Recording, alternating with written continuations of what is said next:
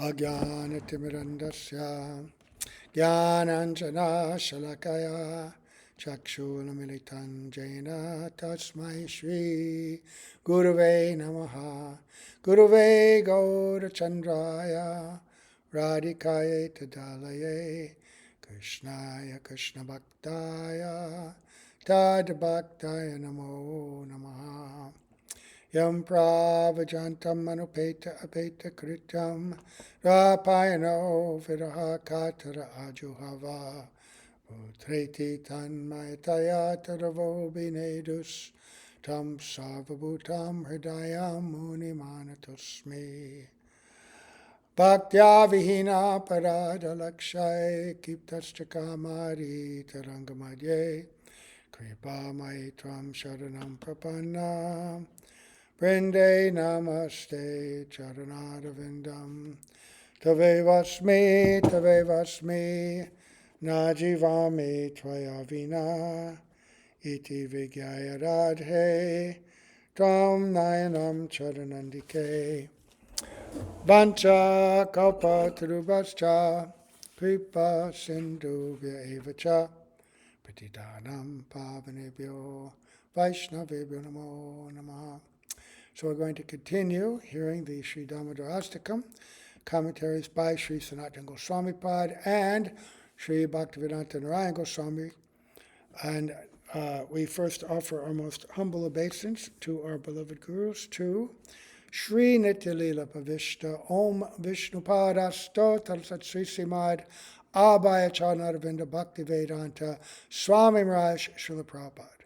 And unto Sri Guru Pada Padma Nityalila Bhavishta Om Vishnupad Asta Tatsat Sri Simad Bhaktivedanta Narayana Goswami Maharaj, and all of our exalted Rupa Nuga Guru Varga of the assembled Vaishnavas Vaishnavis. So we were on text 2, verse 2 of this Sri Damodarastakam by Sattvatt Muni. Rudantam Mohur Netra Yugman Merjantam Karambo Jayugmena Satanka Netram Muhusvasya Kampa Trire Kanka Kanta Sita Graiva Dahamo Dadam Bhakti Bhatam. Weeping incessantly, he rubs his eyes with his two lotus hands. His eyes are filled with fear. He takes heavy breaths again and again that cause the pearls and other ornaments around his neck, which is marked by 3 gracefully curved lines, to tremble. I offer pranam unto that Damodar, who is bound by his mother's Vatsalya Bhakti. So, Srila Bhaktivedanta Narayana Goswami says, on this day, Sri Krishna, the personality who causes the 3 worlds to tremble merely by the movement of his eyebrows, has become overwhelmed by fear of his mother. Seeing the tiny stick in her hand, he is trembling and stammers, "Mother, look, do not hit me. I did not break the pot of yogurt." He's so afraid. He's lying. That's how they know he's not God. God's completely dharmic. He doesn't have to lie. He can be tricky. Sometimes he tricks even in his other forms. But Mother Jashoda is slightly full-figured. As she was running, her braid came undone, and the flowers woven in her hair began falling out. It is as if the flowers are saying, "Mother, you are not alone. We are also with you." Those devotees who make their hearts spotless by endlessly drinking the nectar of devotion to Sri Krishna, imbued with extreme attachment and laced with renunciation of the material world, attained a state of meditating on Sri Krishna deep within their immaculate hearts, which are fully saturated by loving service. Right. What did Raghunath Das write to Sanatana Goswami? Vairagya yuk bhakti rasam prayatnayat apayayan mam anubhipshamandum. Right. I was unwilling to drink the nectar of bhakti ras laced with renunciation. Right. But Sri Sanatana Goswami is so merciful. Kripam budir ya paradukha dukhi sanatanan tvam prabhumashrayami. that he made me drink it. All my respects and appreciation to that great soul. And so our great souls have introduced us and are trying to awaken us to want to drink that nectar of devotion, imbued with extreme attachment. Extreme attachment automatically means renunciation, right? This is yukta vairagya. Nirbandha Krishna sambandhe yukta vairagya uchate. When you have extreme attachment for Krishna and you see everything to be used in his service, then that is real renunciation, because then you never misuse anything. Nothing is done out of separate interest, right? So we want that. We want our hearts spotless. And that becomes by drinking this nectar of devotion to Sri Krishna, imbued with extreme attachment and laced with renunciation of the material world. And then we attain a state of meditating on Sri Krishna deep within our one-day immaculate hearts, which will be fully saturated by loving service. The Supreme Personality of Godhead, in the form of Narayana, sometimes appears in the meditations of Lord Brahma and the four Kumaras. Still, even in their deepest meditation, they cannot capture him in the form of Brajendranandan Sri Krishna. Yet, Mother Jashoda actually bound him, the complete embodiment of all nectarian humors of transcendental love. Unimaginably powerful warriors, despite their greatest valor, pose no threat to Krishna. But Mother Jashoda not only captured him, she brandished a small stick in her hand and threatened him. "Shall I beat you now?" As Kanaya rubbed his tear-filled eyes, he's generally afraid. He's just a little boy. He has the abhiman now of being the small child of Mother Jashoda. He knows he's done wrong. He could be punished. And he rubbed his tear-filled eyes and tried to hide behind his mother. He cried out, "Mother, do not hit me." He did not look directly at her. He only looked fearfully at the stick in her hand. And she exclaimed, "You monkey friend, chore, thief." To this, Krishna replied, "Mother, there is no chora in my dynasty. There is only a chora in your dynasty." Because chora means thief, but it's also a name. It has many meanings, but there was a Chora Gosha Gopa, one of Yashoda's ancestors. So you're the descendant of a chora. So Krishna said. He's so cheeky. "Oh, really?" she retorted. "If you did not steal the butter, then who was feeding the monkeys?" Kanaya replied, "He who made the monkeys was feeding them." Little double entendre there. Not me. Maybe me in my form as God. What was he meaning here? "Is that so?" she said. "Tell me frankly, who broke this pot?" "Look, Mother, when you ran to save the milk, your large ankle bells hit the pot and it broke."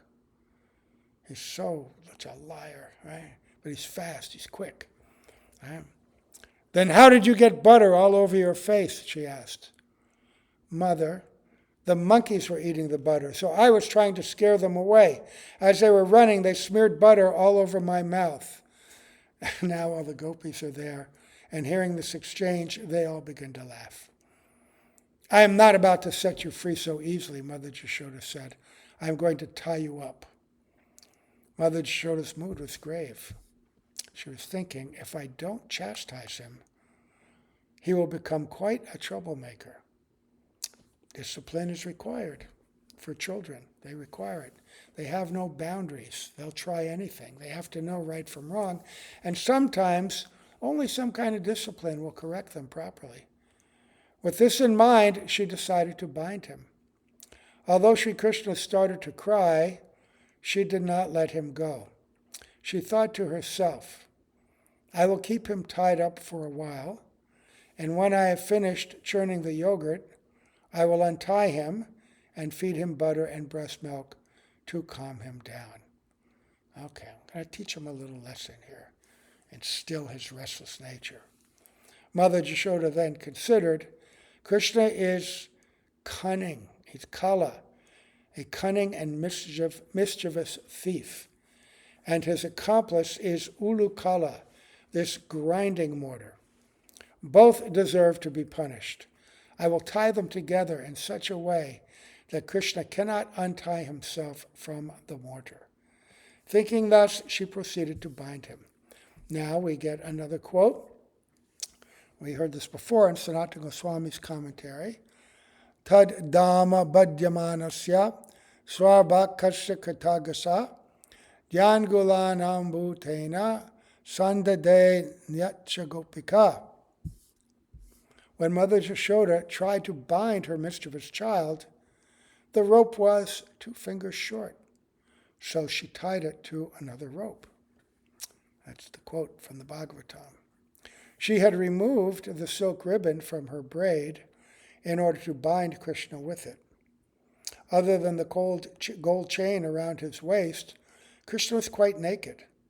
Although his tiny waist measured no more than 12 fingers, the ribbon could not be made to bind him. It was 2 fingers too short. Mother Yashoda asked her friend for another rope, but that was also too short. Time and again she gathered and added more rope, but it was always too short, and only 2 fingers too short, not more, not less. There is an esoteric meaning in this. One finger represents the sadhak's endeavors, and the other finger represents the Lord's mercy. Sri Bhagavan becomes controlled by his devotee only when both of these elements are present together.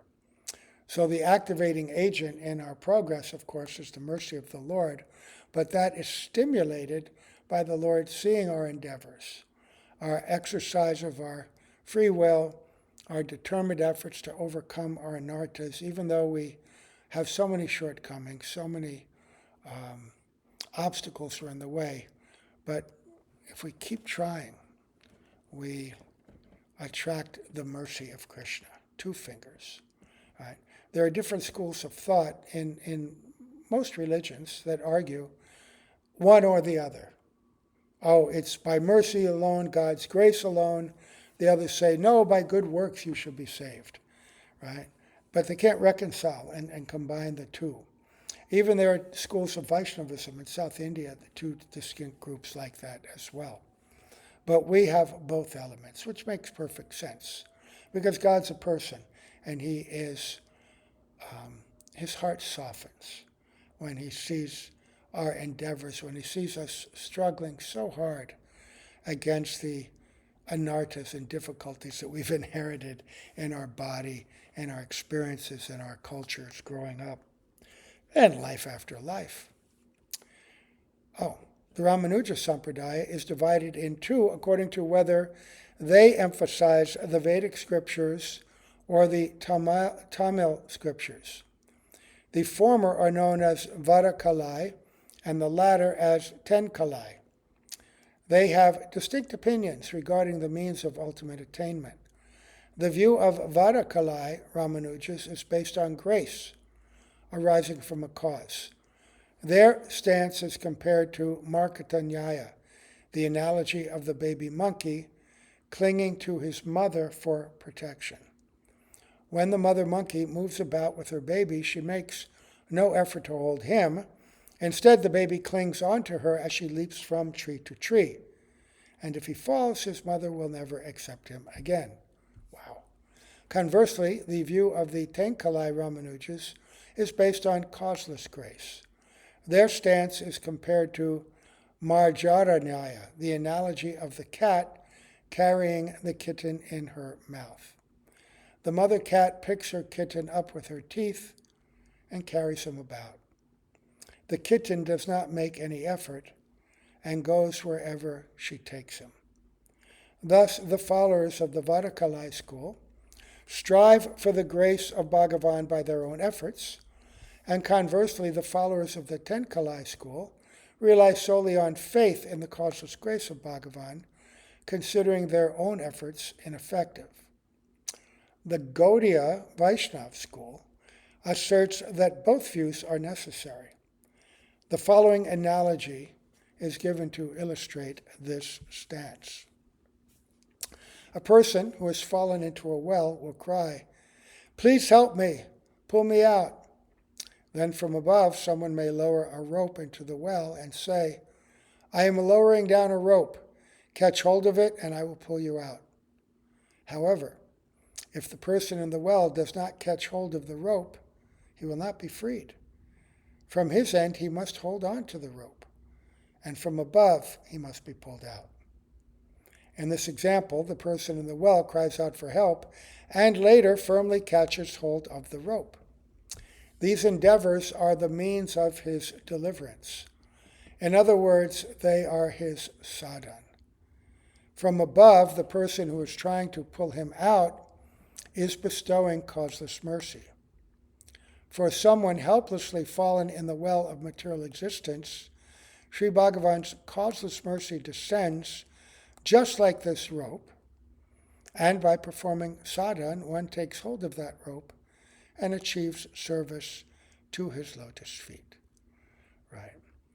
And that reminds me of conversations that Srila Narayana Maharaj had with different devotees as he was traveling around America and the world, and on morning walks and darshans, people would have the opportunity to beseech him, "Help me, help me." And there was one individual, dear friend, would always ask, "Gurudev, I want your mercy." And he says, "I've given you my mercy in the form of my instructions.